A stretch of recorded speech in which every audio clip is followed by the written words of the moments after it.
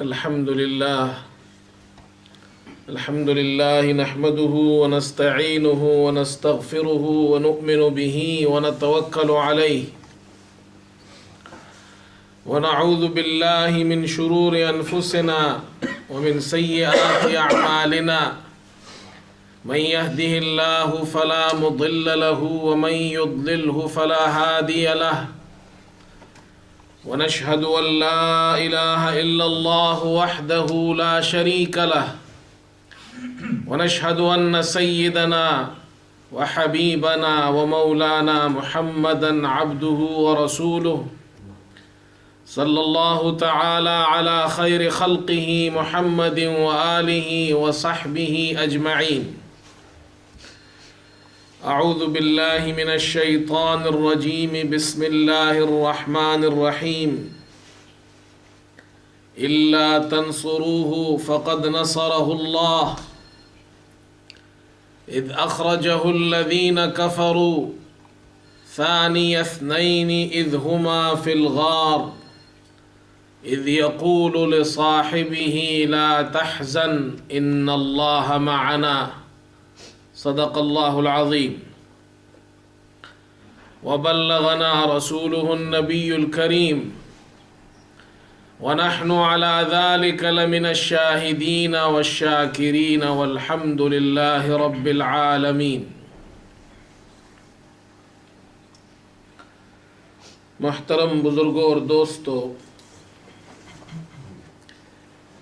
اس مہینے کی 22 تاریخ کو 22 جمادی الثانی کو خلیفہ اول حضرت ابو بکر صدیق رضی اللہ تعالی عنہ کی وفات ہوئی ہے.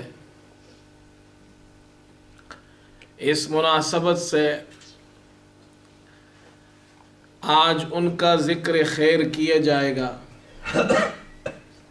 ان کی حیات طیبہ کے چند پہلو آپ کے سامنے پیش کیے جائیں گے. صحابہ اکرام رضی اللہ عنہم اجمعین کا ذکر مسلمانوں کے لیے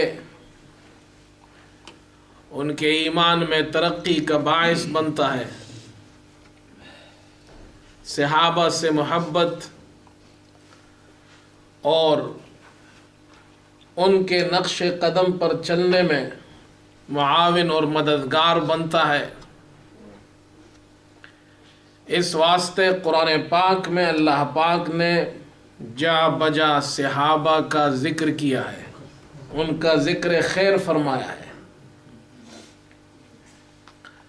حضرت ابو بکر صدیق رضی اللہ تعالی عنہ صحابہ کے اندر ممتاز شخصیت ہے. اللہ تعالیٰ نے ان کو حضرت صلی اللہ علیہ وسلم کے بعد اس امت میں تمام صحابہ میں سب سے بڑی اور ممتاز شخصیت اور بڑا مقام عطا فرمایا. ابو بکر صدیق رضی اللہ تعالی عنہ، ان کا نام عبداللہ بن عثمان بن عامر بن عمر بن کعب بن سعد بن تمیم بن مرہ. یہ مرہ 7ویں پشت پر پہنچ کر ان کا نسب حضرت صلی اللہ علیہ وسلم کی نسب سے مل جاتا ہے.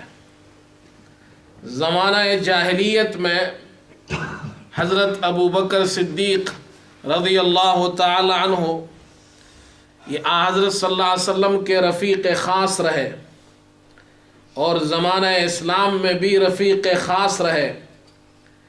اور یہی رفیق خاص جب وفات پاتے ہیں تو حضور کے پہلو میں دفن ہوتے ہیں. اور حضور پاک علیہ السلام نے ارشاد فرمائے، ایک مرتبہ آپ کی دائیں جانب ابو بکر تھے، بائیں جانب حضرت عمر تھے. آپ نے فرمایا ہاکذا نبعث یوم القیامہ، قیامت کے دن بھی ہم اسی طرح اکٹھے اٹھیں گے. تو حضرت صلی اللہ علیہ وسلم کے ساتھ ان کی دوستی تھی زمانہ جاہلیت میں. ایک مرتبہ حضرت ابو بکر صدیق رضی اللہ عنہ راستے میں ان کی ملاقات حضرت صلی اللہ علیہ وسلم سے ہوئی تو انہوں نے پوچھا آپ قوم کی مجلس میں تشریف نہیں لاتے؟ لوگ آپ کے بارے میں طرح طرح کی باتیں کرنے لگے ہیں اور آپ پر تہمت لگاتے ہیں کہ آپ ان کے آباء و اجداد کو برا بلا کہنے لگے ہیں۔ حضور پاک علیہ السلام نے ارشاد فرمایا انی رسول اللہ ادعوک الی اللہ، میں اللہ کا پیغمبر ہوں تو میں اللہ کی طرف دعوت دیتا ہوں۔ آپ نے اپنی بات مکمل کی۔ جیسے ہی بات مکمل کی حضرت ابو بکر صدیق رضی اللہ تعالی عنہ حضور پاک علیہ السلام کے ہاتھ پر مسلمان ہو گئے۔ کوئی دلیل نہیں مانگی، کوئی آپ سے ریزن نہیں مانگا، اسٹریٹ اوے مسلمان ہو گئے۔ اور جیسے ہی مسلمان ہوئے تو اپنے کام میں لگ گئے اور دوسروں کو اسلام کی دعوت دینا شروع کی۔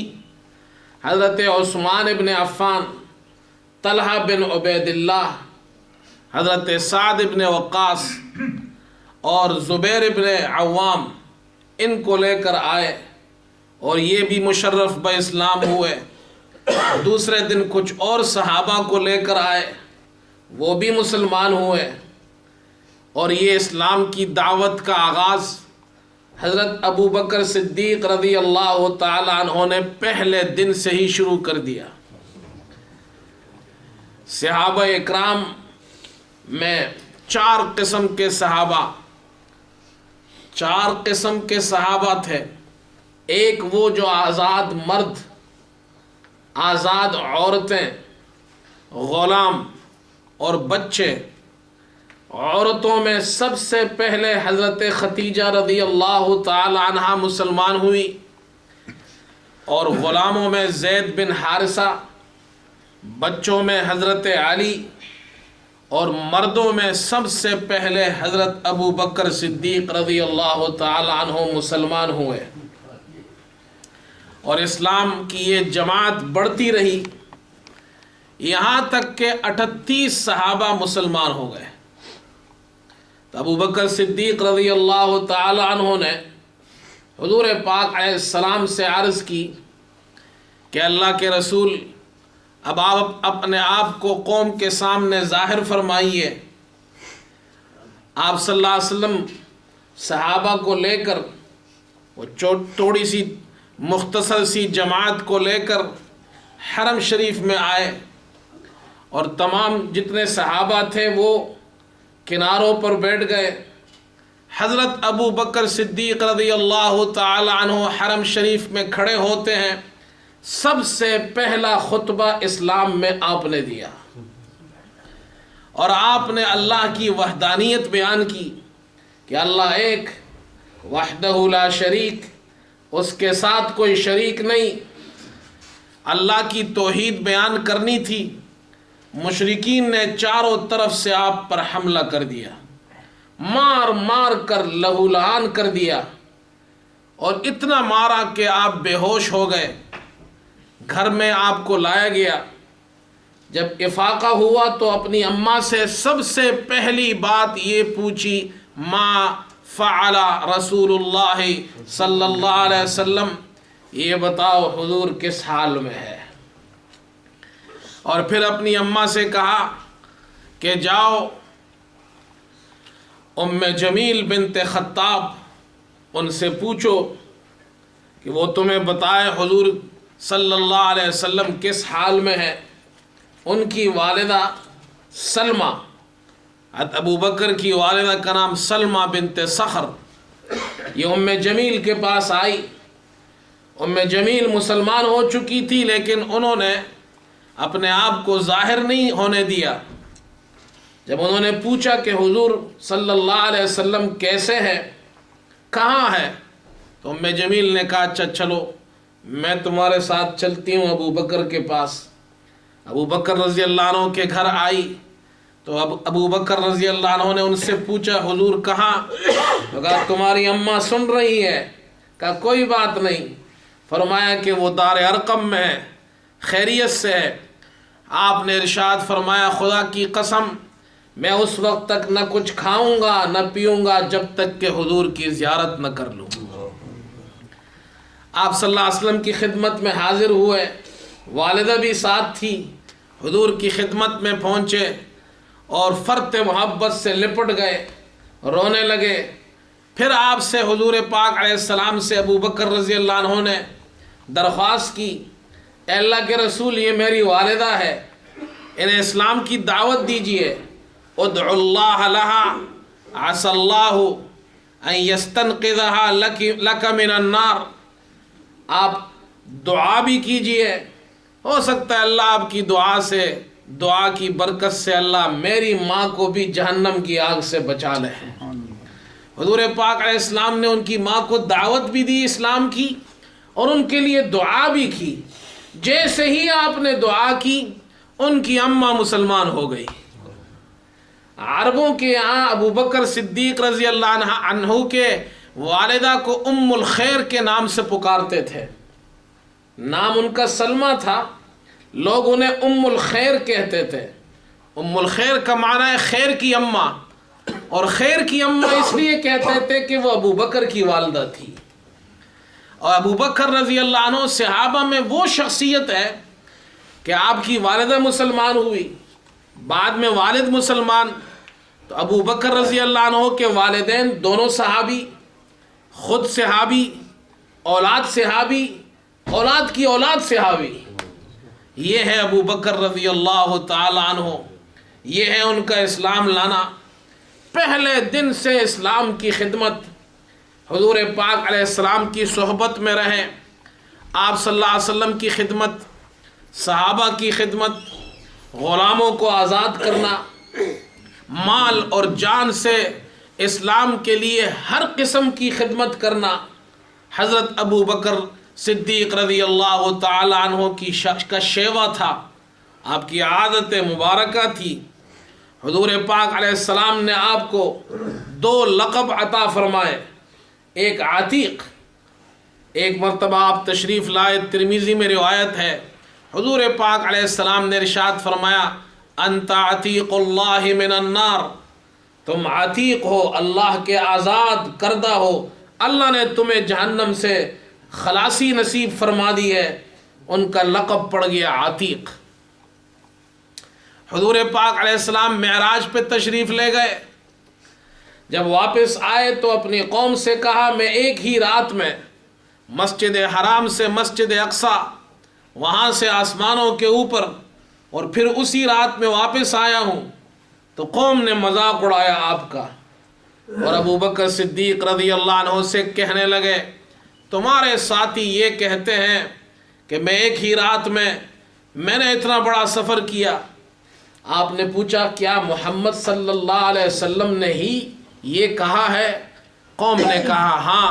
کہا انہوں نے کہا ہے تو پھر سچ ہی کہا ہے، اس لیے کہ ہمیں صبح اور شام اس سے بڑی خبریں جو آسمان سے آتی ہے وہ ہمیں بتاتے ہیں، جب وہ آج خود گئے ہیں تو اس میں کوئی بعد نہیں ہے، اس لیے آپ کا نام پڑ گیا صدیق۔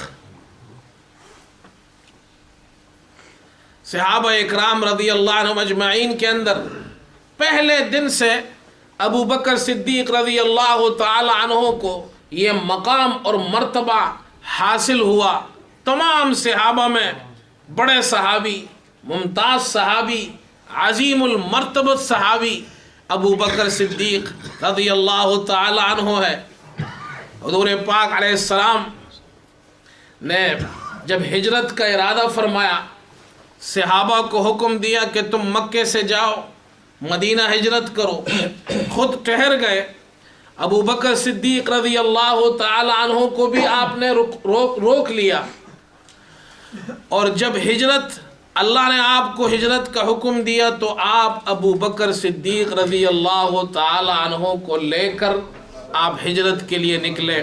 تمام صحابہ میں حضور پاک علیہ السلام نے ہجرت کے لیے جس صحابی کا انتخاب کیا وہ ہے ابو بکر رضی اللہ تعالی عنہ، کہ آپ کے ساتھ ابو بکر رضی اللہ عنہ نے ہجرت کی ہے۔ آپ مکے سے باہر نکلے، غار میں پہنچے اور 3 دن اس غار میں رہے۔ ابو بکر صدیق رضی اللہ تعالی عنہ غار میں داخل ہونے سے پہلے عرض کرتے ہیں، اے اللہ کے رسول آپ ٹھہر جائیے، میں اندر سے غار کو صاف کر دوں، آپ کو تکلیف نہ ہو، کوئی چیز اندر موذی نہ ہو۔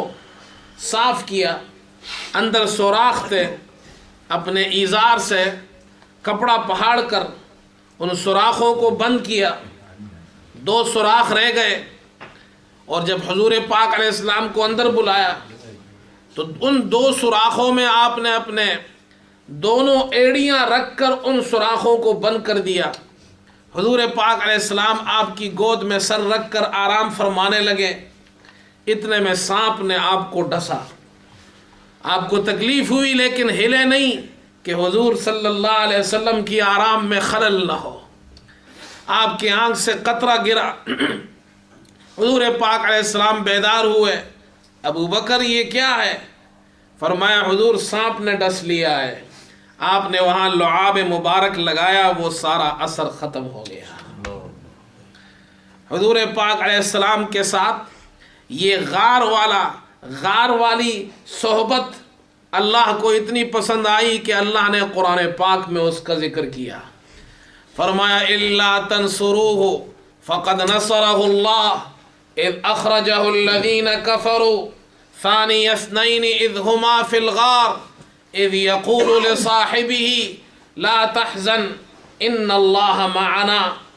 اللہ فرماتے ہیں کافروں نے ان کو نکال دیا، یعنی حضور پاک علیہ السلام نے ہجرت کی، غار میں پہنچے، جب آپ نے اپنے ساتھی سے کہا اذ یقول لصاحبہ، جب آپ صلی اللہ علیہ وسلم نے اپنے صاحب سے کہا۔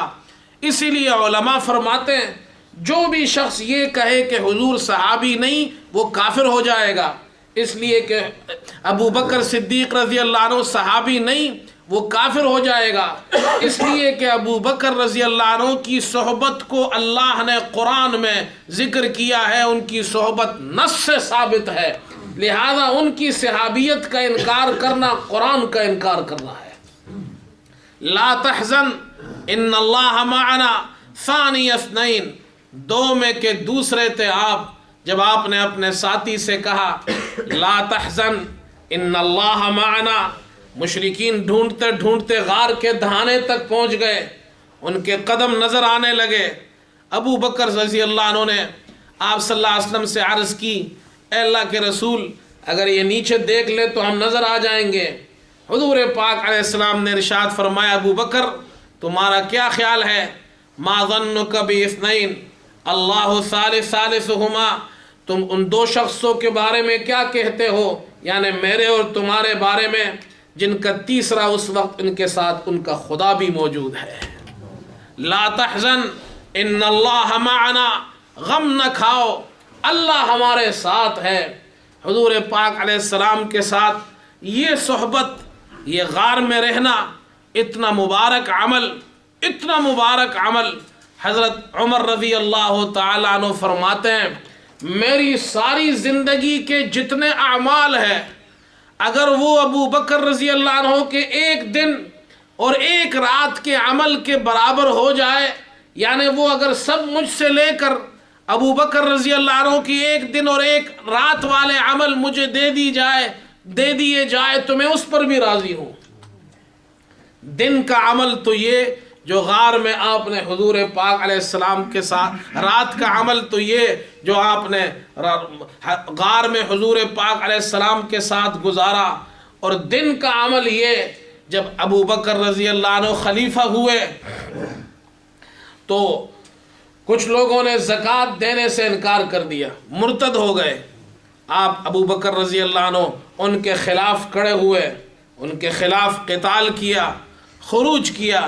حضرت عمر رضی اللہ عنہ نے کہا کہ اے خلیفہ رسول یہ تو کلمہ پڑھتے ہیں، فرمایا کہ جو نماز اور زکوٰۃ میں فرق کرے گا میں اس کے ساتھ جہاد کروں گا۔ خدا کی قسم اگر یہ 1 رسی جو حضور پاک علیہ السلام کو دیا کرتے تھے مجھے وہ نہیں دیں گے زکوٰۃ میں تو میں ان کے ساتھ جہاد کروں گا۔ پھر حضرت عمر سے فرمایا اجبار فی الجاہلیہ خوار فی الاسلام، اے عمر جاہلیت میں تو بڑا سخت تھا، بڑی سختی کیا کرتا تھا، اب اسلام میں بڑی نرمی دکھاتے ہو۔ خدا کی قسم آپ نے فرمایا دین مکمل ہو گیا، وہی ختم ہو گئی۔ اینقص الدین وانا حی، دین کے اندر کمی ہو اور ابو بکر زندہ ہو، یہ ہو نہیں سکتا۔ عمر فرماتے ہیں وہ ایک دن مجھے عمر ابو بکر والا دے دو جو مانعین زکوٰۃ کے خلاف انہوں نے خروج کیا تھا، اور یہ غار والی ایک رات مجھے دے دو، میں اپنی ساری زندگی کے اعمال دینے کو تیار ہوں۔ اتنے بڑے صحابی، اتنے بڑے صحابہ میں سب کو یہ بات معلوم تھی، اور یہ اس بات پہ سب کا ایمان تھا کہ حضور پاک علیہ السلام کے بعد سب سے بڑی شخصیت ہے تو ابو بکر رضی اللہ عنہ کی ہے، تمام صحابہ۔ اسی لیے کسی صحابی نے ابو بکر رضی اللہ عنہ سے آگے بڑھنے کی کبھی کوشش نہیں کی، کسی بھی صحابی نے، سوائے ایک کے، عمر رضی اللہ عنہ نے ایک مرتبہ یہ کوشش کی اور فیل ہو گئے، ایک مرتبہ کوشش کی اور فیل ہو گئے۔ پوری زندگی حضور پاک علیہ السلام کی حیات طیبہ میں کسی صحابی نے ابو بکر رضی اللہ عنہ سے آگے بڑھنے کی کوشش بھی نہیں کی، سوائے ایک صحابی کے، عمر نے، اور ایک مرتبہ کوشش کی اور فیل ہو گئے۔ ابو داؤد میں روایت ہے، عمر فرماتے ہیں حضور پاک علیہ السلام نے ہم سے کہا تم اللہ کے راستے میں خرچ کرو مال۔ ایک موقع پر میرے پاس اس وقت مال موجود تھا، میں نے کہا آج کا دن ہی ہے، اگر میں ابو بکر سے آگے نکلنا چاہتا ہوں تو آج کے دن ہی نکل سکتا ہوں، تو میں اپنا آدھا مال لے کر آیا۔ حضور پاک علیہ السلام نے مجھ سے پوچھا گھر والوں کے لیے کچھ چھوڑ آئے ہو؟ تو میں نے کہا ہاں آدھا چھوڑ آیا ہوں۔ اتنے میں ابو بکر تشریف لائے، وہ بھی لے آئے اپنا مال۔ حضور پاک علیہ السلام نے ان سے پوچھا اے ابو بکر تم اپنے گھر والوں کے لیے کچھ چھوڑ آئے ہو؟ فرمایا ہاں میں ان کے لیے اللہ اور اللہ کا رسول چھوڑ آیا ہوں۔ حضرت عمر فرماتے ہیں جب میں نے یہ منظر دیکھا تو فرمانے لگے کہ میں ابو بکر سے آگے نہیں نکل سکتا، لا اسبقہ الی شیء ابدا، آج کے بعد میں آگے نکلنے کی کوشش بھی نہیں کروں گا۔ علامہ اقبال نے اسی موقع پہ کہا تھا پروانے کو چراغ ہے بلبل کو پھول بس، صدیق کے لیے ہے خدا کا رسول بس۔ اتنے بڑے صحابہ جانتے تھے، اور حضور پاک علیہ السلام نے ابو بکر رضی اللہ عنہ کی جو فضائل بیان کیے، جو مقام و مرتبہ ان کو دیا، وہ ان کا ہی حصہ تھا۔ آپ کے کچھ خصائل، کچھ فضائل ایسے ہیں کہ جو صحابہ میں کسی اور کو نہیں ملے، کسی کو بھی نہیں۔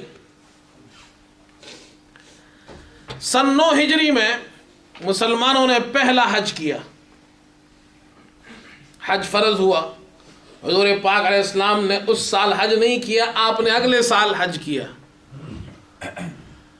اور اسلام میں چند چیزیں ایسی ہیں جس میں امام کی ضرورت پڑتی ہے۔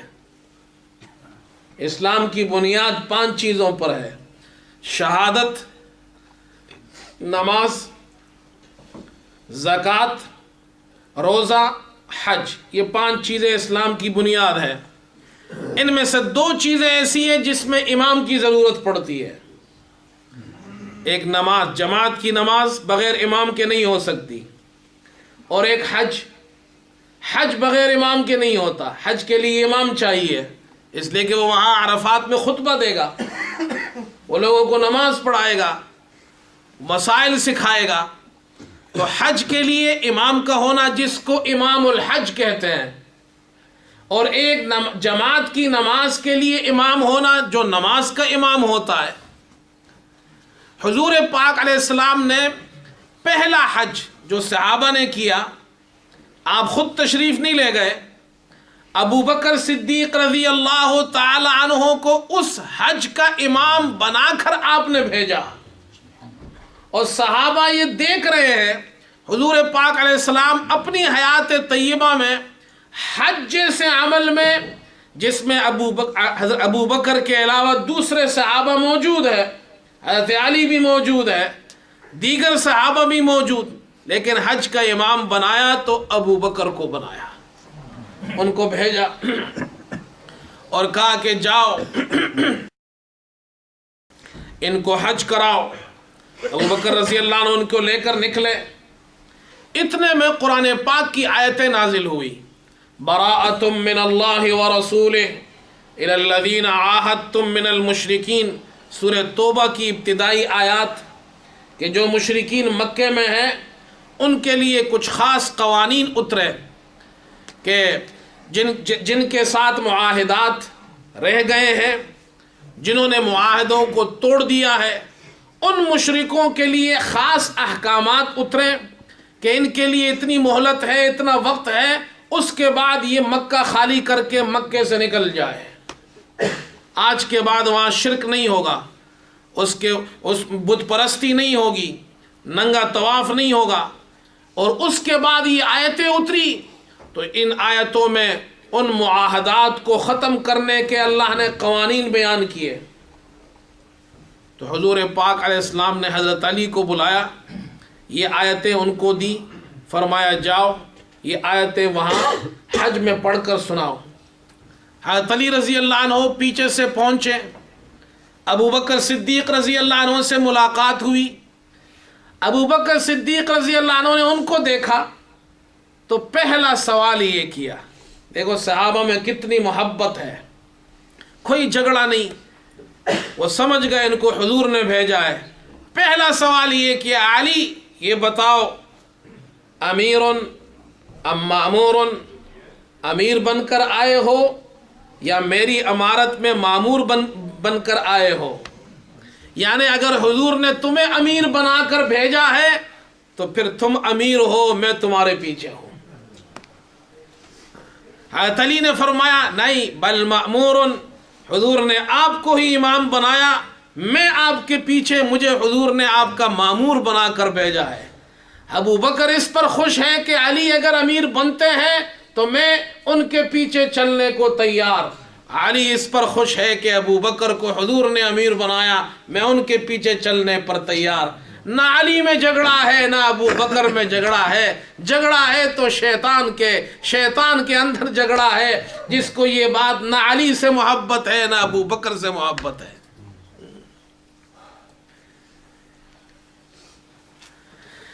حج میں امام بنایا تو ابو بکر کو بنایا۔ پھر مرض الوفات میں حضور پاک علیہ السلام جب بیمار ہوئے، اور آپ کی وفات سے پہلے آپ بیمار ہوئے، جمعرات کو آپ بیمار ہوئے، ظہر کی نماز آپ نے پڑھائی، اس کے بعد آپ صلی اللہ علیہ وسلم نے حکم دیا، مرو ابا بکر فلیصلی بالناس، ابو بکر کو جا کر کہو اب تم نماز پڑھاؤ۔ میں نے کہا اسلام میں دو چیزیں ایسی ہیں جس میں امام کی ضرورت، حج میں امام کی ضرورت تھی تو حضرت ابو بکر کو امام الحج بنایا، اور نماز میں امام کی ضرورت ہے تو فرمایا ابو بکر سے کہو نماز پڑھائے۔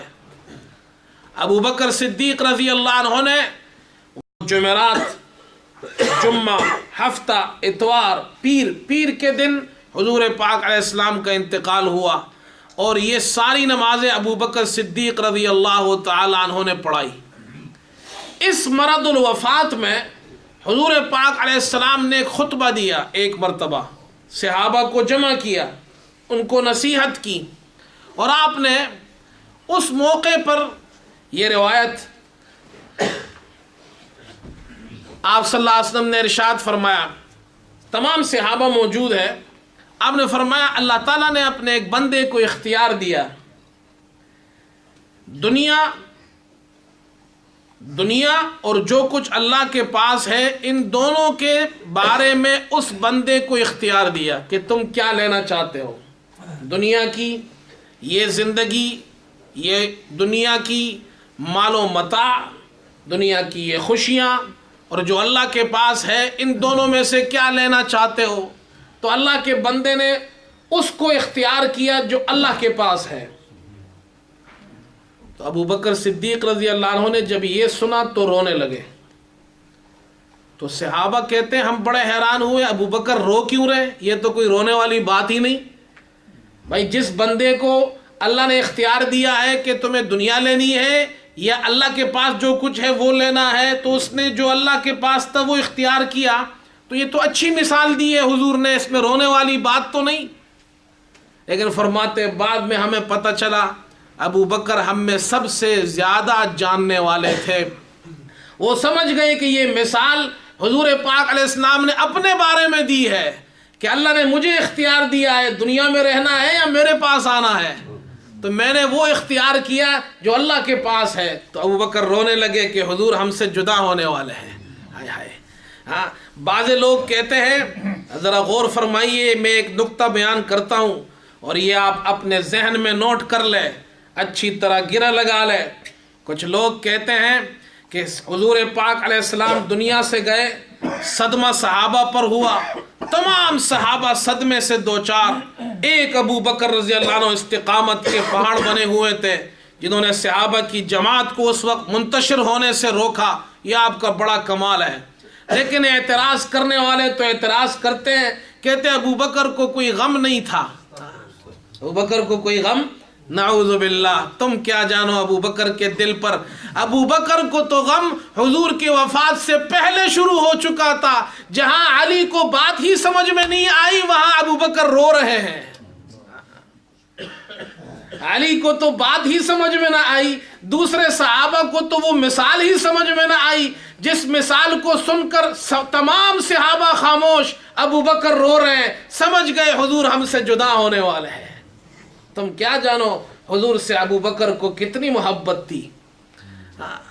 اور پھر رسول اللہ صلی اللہ علیہ وسلم نے یہ الفاظ ارشاد فرمائے، آپ نے ارشاد فرمایا، اور یہ روایت بخاری میں بھی آتی ہے، مسلم میں بھی آتی ہے، دیگر کتابوں میں حدیث کی بھی آتی ہے۔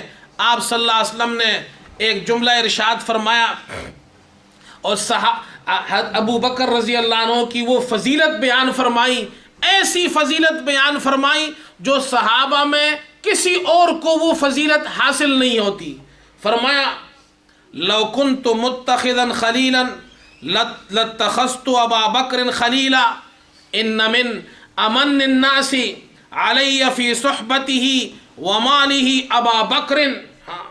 مجھ پر احسان کرنے والوں میں سب سے زیادہ احسان کرنے والے، جنہوں نے اپنی جان سے اپنے مال سے مجھ اللہ کے پیغمبر پر سب سے زیادہ احسان کیا ہے، وہ ابو بکر ہے۔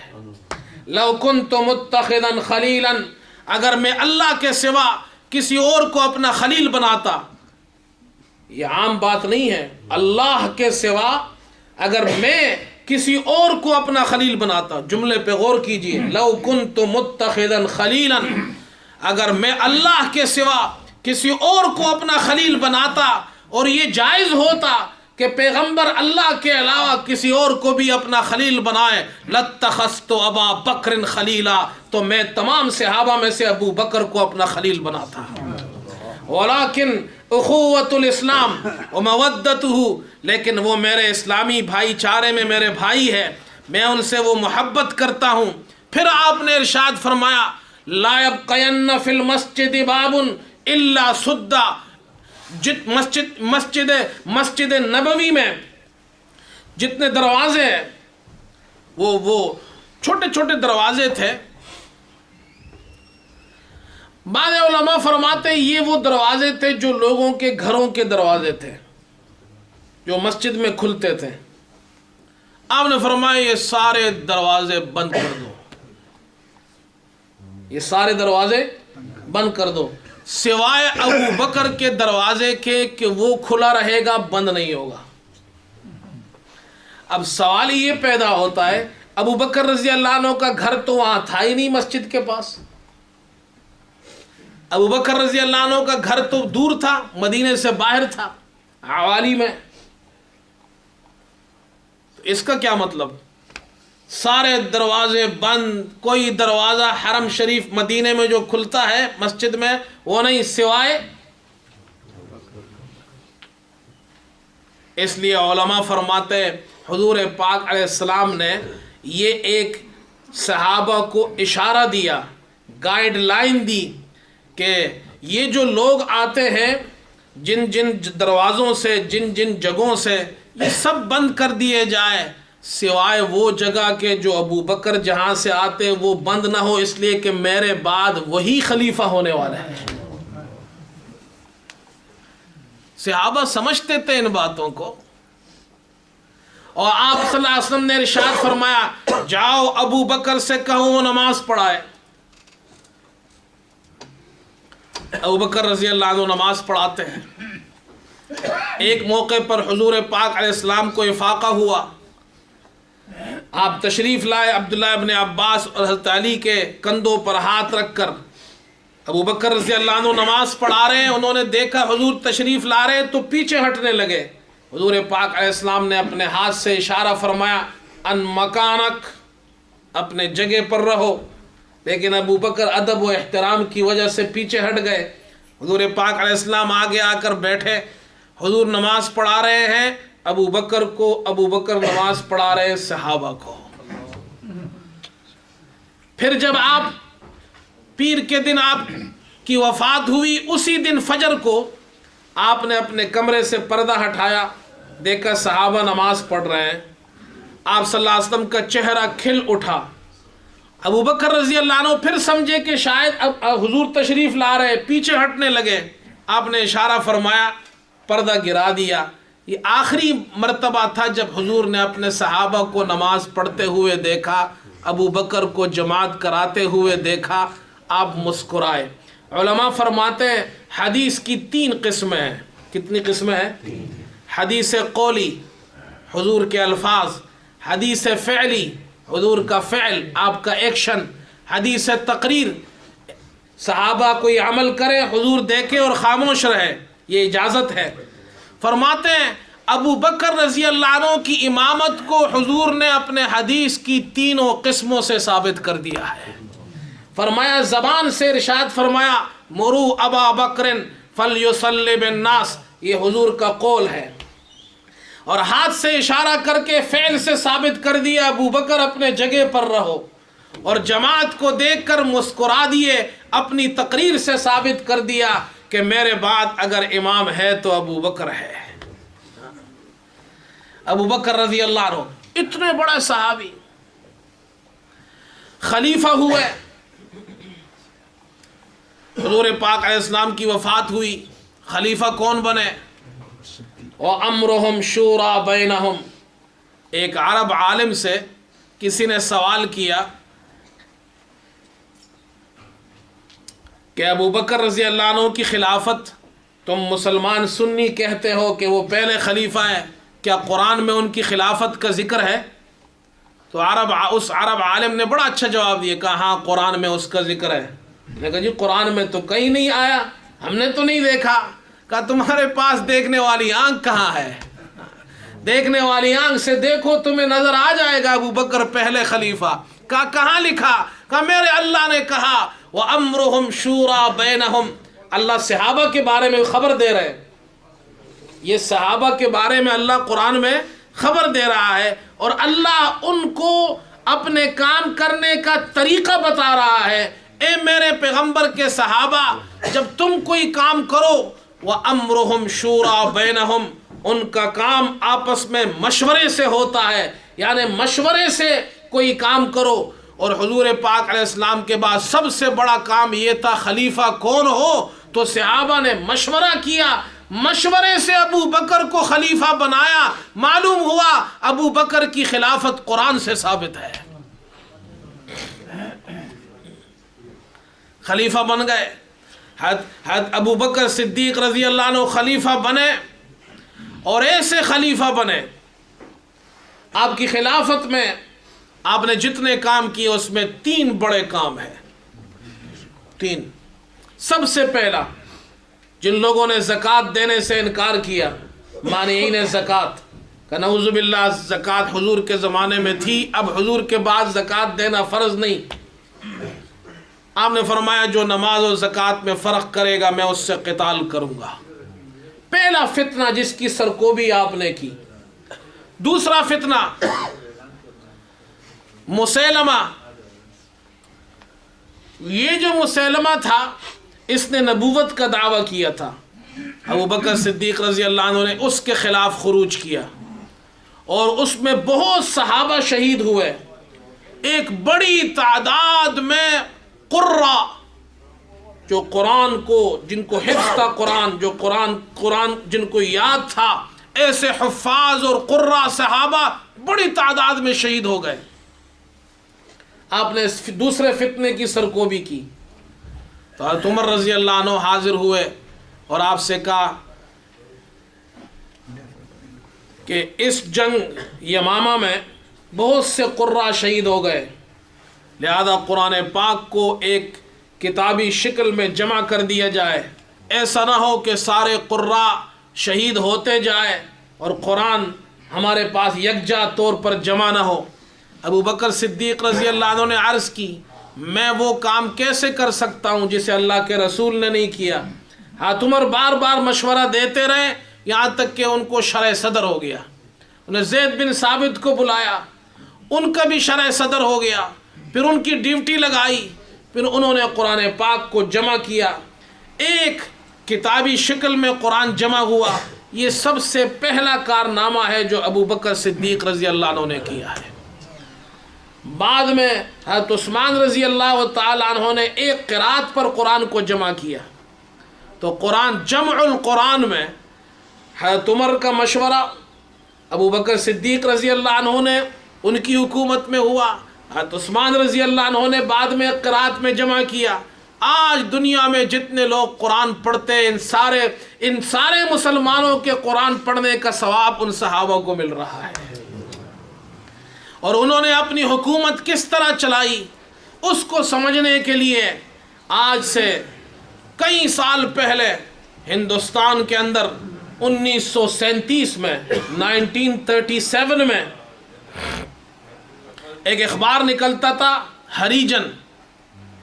اس اخبار میں گاندھی کا ایک مضمون شائع ہوا اور ہندوستان کے اندر 7 صوبوں میں کانگریس کی حکومت جیت گئی، بڑی حکومت.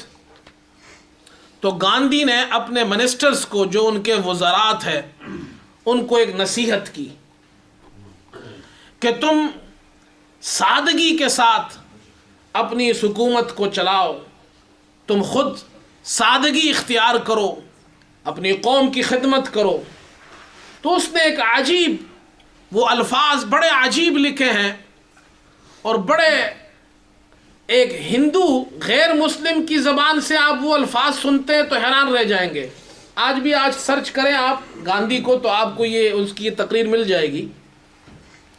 وہ لکھتا ہے کہ میں تمہیں رام چندر اور کرشنا کا ریفرنس نہیں دیتا.